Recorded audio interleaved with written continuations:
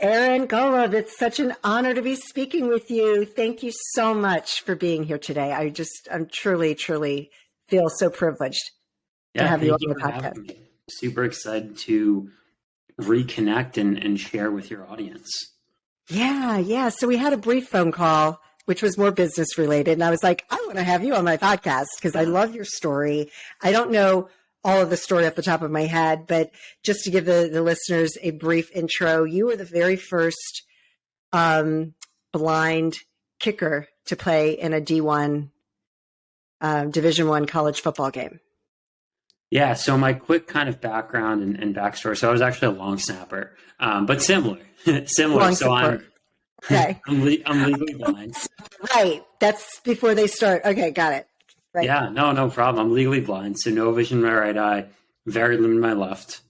Played football at Tulane, became the first legally blind Division I athlete to play in a game. Was named a team captain, went on to become an NFL free agent, and now I'm an entrepreneur and a speaker.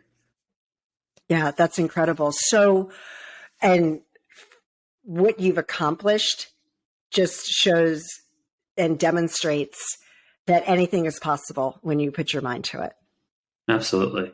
I think a lot of people take the adversities in their life and the challenges that they're facing and say that they happen to them. They say that they're victims, and that's not true. The challenges that we're going through happen for us for a reason, for us to learn, for us to grow, for us to get better. I'm a strong believer that I'm so thankful and so grateful that I was born legally blind, because it's allowed me to do so many incredible things, meet so many amazing people, and not only have incredible relationships, but build the businesses that I've built, become the athlete that I became. And because of that, I'm thankful. And when you can look at your adversities from that lens of it happening for you, I think a lot of things in your life can change. Mm. Thank you for sharing that with the audience, because I say it all the time that things happen for you, not to you. And I think that for some, depending on the situation, they have a hard time seeing the other side of that. So it's great to have guests like you on that truly have had major adversities to work through in your life. So people, you can accomplish things that you put your mind to and you set out to do. So Absolutely. it's really great. So you were born legally blind. Correct. Okay. So in terms of, so you're fully blind in one eye and you have impaired vision in the other. Yes. What has that been like for you? And how much can you see? Can you see shadows? Can you see like what is the extent of the blindness? Yeah. So, I can see you there on the screen. If there's something on your shirt, no idea what it says. If I can't tell you what color your eyes are. Even if there's a document in front of you right now, I couldn't read it. I would have to get really close to my computer. I would have to blow it up on my end. Things like that. When I look at my phone, you'll see me around, texting like this, essentially. That's how I see it. Got it. It's okay. not that I can't see you there, but it's, the details or the small things, things like crossing the street is definitely a very difficult task for me. And, the little things that most people don't think of. Yeah, sure. No. Okay. Yeah. And it's interesting because my mom is experiencing the same thing right now. And she's 82 years old. And it's, what do you think about this? Because we don't know what we don't know. Is it easier to be born this way or to have to suddenly adjust to something like that? Even for me, it's a tough question because I don't know what it's like having to adjust to something like that. I only know from my perspective of being born with it. But, I think if I were to think about it deeply, I would say I'd rather be born with it because I don't know anything different. Yes, I do believe that within my lifetime, in 10, 15 years from now, there will be technology, maybe not to give me 100% of my vision, but I do believe in the next 10, 15, 20 years, there will be technology to greatly increase my vision. Now, that's not feasible at the moment, but I'm 26 years old. I think by the time I'm 50, that will probably be a thing. But like I said, I wouldn't go back to birth and change it if I could for, the life that I've lived so far. Obviously, if that opportunity presents itself, I would take advantage of it going forward. But I think it's probably easier to be born with it because I know nothing different. Now, I can't truly speak to what it's like to lose it later on in life, but I know nothing different. This is my normal. Right. No, that totally makes sense. And because we don't know what we don't know, like I Yeah. just said. Yeah. So what was it like growing up for you?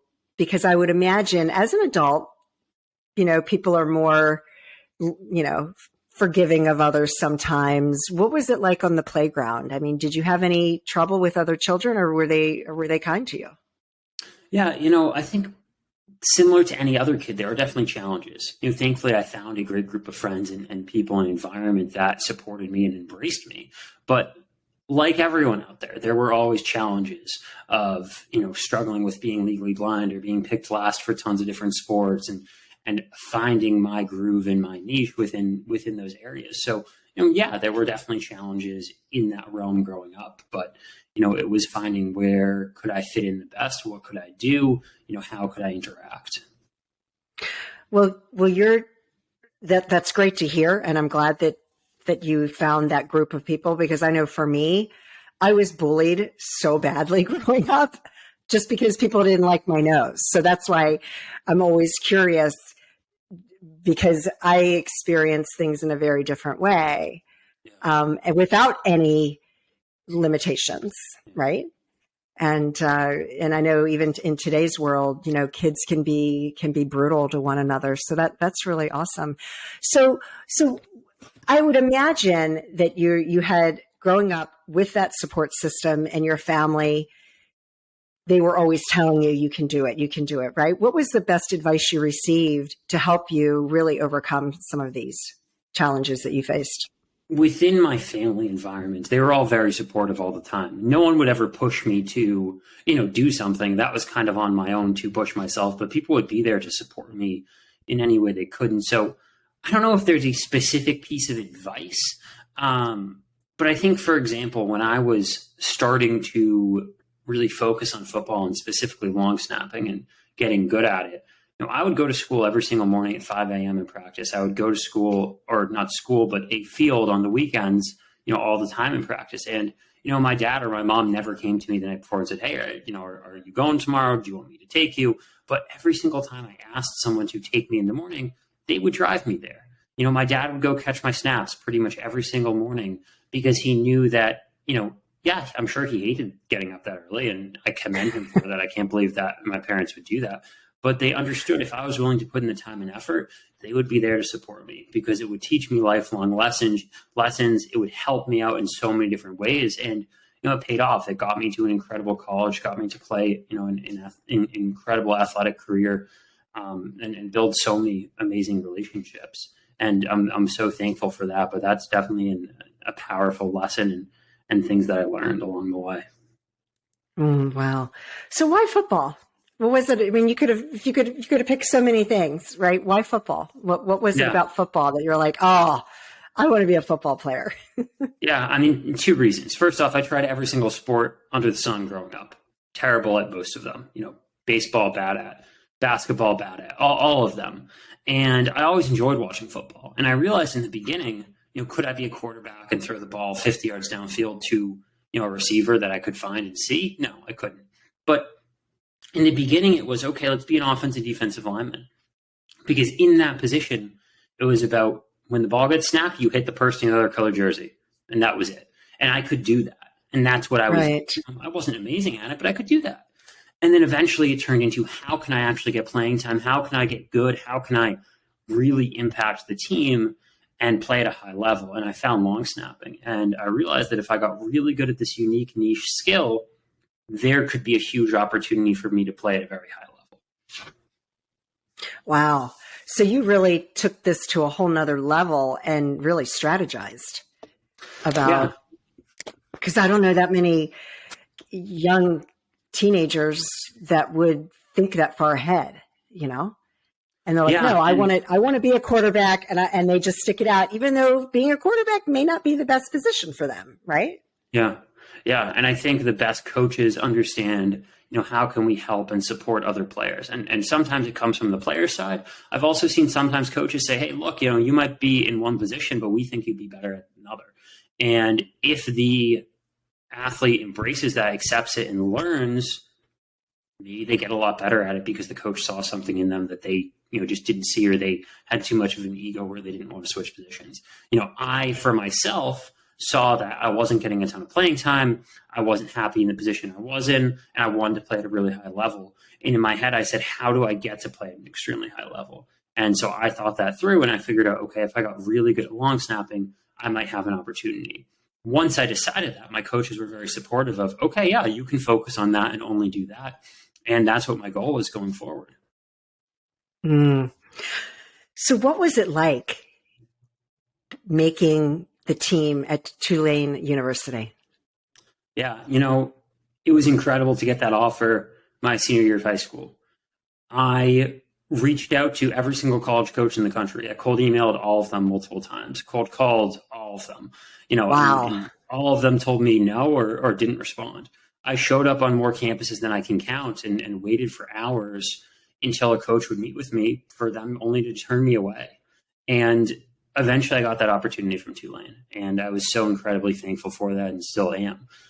They gave me that shot that no one else would and brought me in. And, from then on out, it was earning my spot again. I think a lot of athletes think that just because they get an opportunity to play in college that they deserve to be there. And that's absolutely not true. Yes, you did a good job getting there, but you need to look at it when you walk in, that first day of camp, that you were at the bottom of the totem pole again. And how do you earn your spot, earn your playing time on the field? And that's what my focus was. But, it was a lot of work and effort to get that offer from Tulane because, for that one yes, there were hundreds of no's. Wow. I mean, you really I always talk about building a resilience muscle. Like you really built that resilience muscle, which is serving you, and this is a good transition into the businesses that you've built, right? Because it's all about, it's not a no, it's just not now, or right. Learning 100%. To be told no.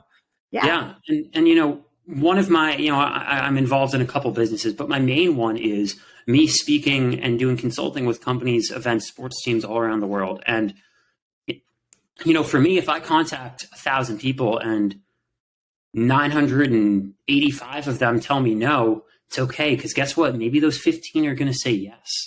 And it's a numbers game. Yes, it's about what is the value you're bringing to the table? How are you impacting others? But at the end of the day, I get message responses every single day that say no or take me off your list or how'd you get my information or whatever. And it's about just disregarding that and saying that, what, look, that's just one no closer to a yes. And that's okay. Yeah, it's totally okay. So talk about what made you want to get into speaking specifically? Yeah, that's a tough thing it's a tough industry, but there's a lot of room for a lot of people in that industry at the same time. But what was it about being on stage that drove you? In senior year of high school, when I committed to Tulane, I went on Good Morning America. And at the time, I had no interest. I didn't want to do it. And I sat down with a coach, a dear friend of mine. And one of the things that he said to me was, look, Aaron, it's your choice. You can do what you want. But if you have the opportunity to go on and use your story and message to help and impact someone else who could be in a similar position, then do it. Go on and do everything that you can to do that. And I ended up doing it. The video is still online. Looking back, I was not great in my opinion, but I was also 17 years old, thrown in the deep end in front of millions of people on live TV. And I learned from that experience. And throughout college, my goal was to play football, be a part of the team, and win games. That was my goal. But every single time a coach asked me to do an interview or speak at something, I would always say yes, because I thought back to what my coach had said to me in high school of how can I use it to impact others and to make a difference. And so I did that. When I graduated from college, I went to the world of finance as well as started doing some speaking. And in the beginning, it was speaking for free or for just a little bit of money, and then eventually started to grow and grow. And I eventually left finance as well. But to the point where, now I'm speaking all over the country and the world all the time and working with companies long-term and more consulting as well. But it took so much time to get there. One of the things that I hear from people who are speakers or want to be speakers all the time is that, they think that they have everything dialed and they're just looking for someone to book them speeches or book them gigs. And that's just not how life works.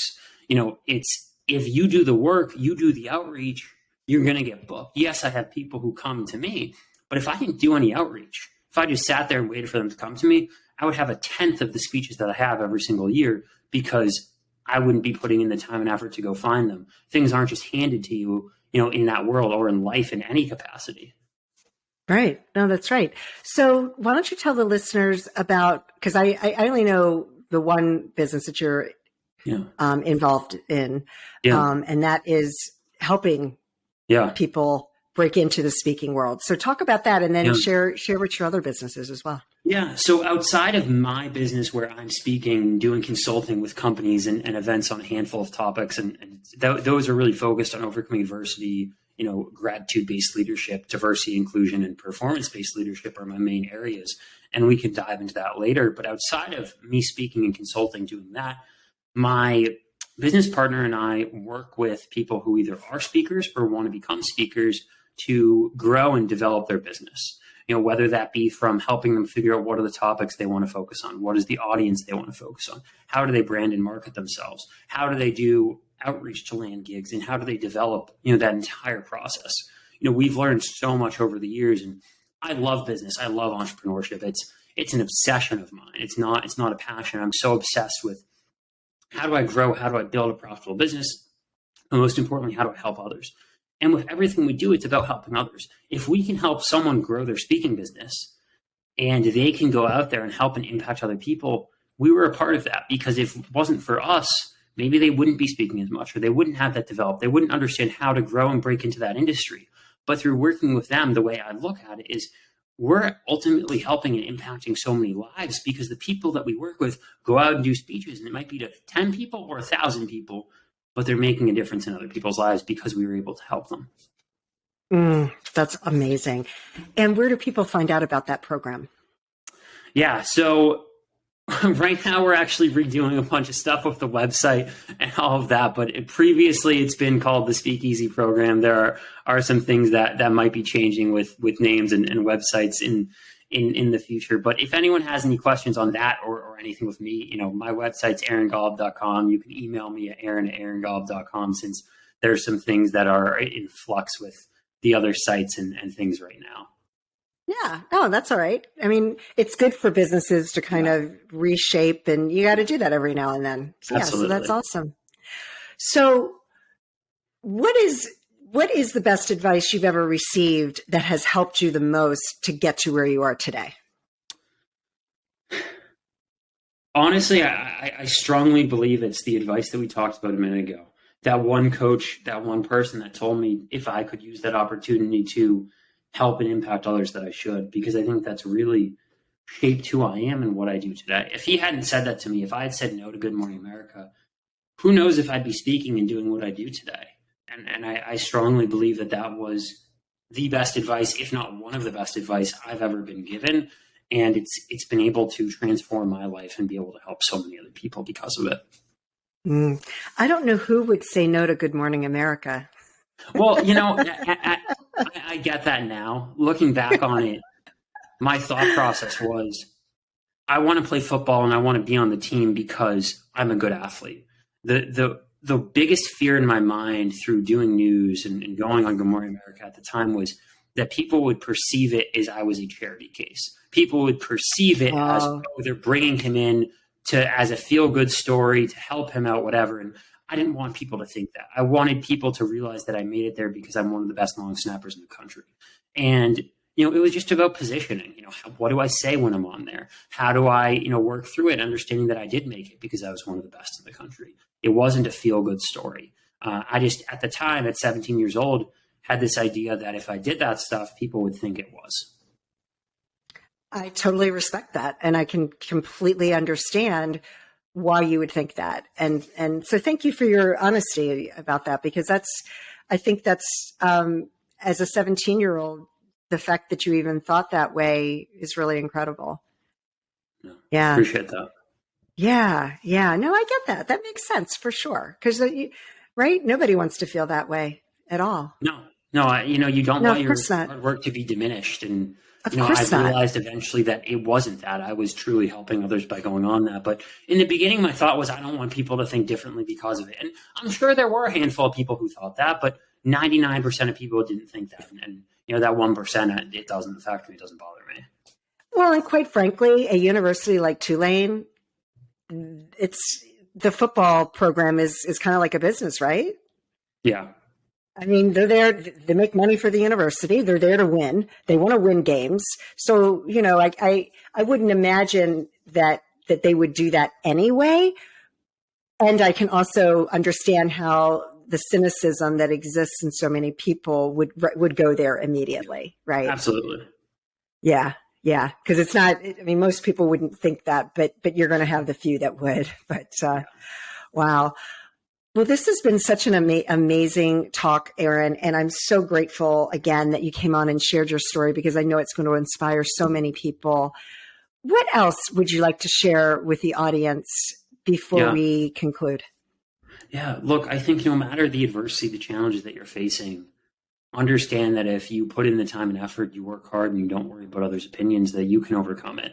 And whether that's you want to grow a business, you want to get into speaking, you want to build better relationships, you want to get in better shape, it doesn't matter what it is, but you can focus on that.